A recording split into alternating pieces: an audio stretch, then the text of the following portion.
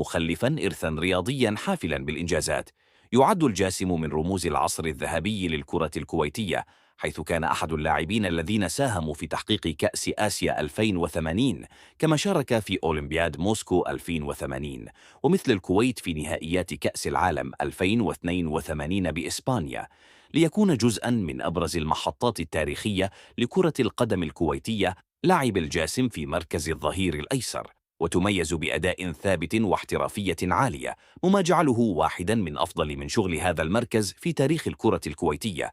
بدأ مسيرته الكروية مع نادي الكويت وتألق بقميصه، قبل أن يواصل تألقه مع المنتخب الأول، حيث كان عنصراً أساسياً في الدفاع، وساهم في العديد من الإنجازات التي حققها الأزرق والعميد على مر السنوات. عرف الجاسم بلقب المعلم نظراً لخبرته الكبيرة وقدرته على قيادة الدفاع بحنكة، إضافة إلى أخلاقه الرياضية العالية التي جعلته يحظى بمحبة زملائه وجماهير الكرة الكويتية.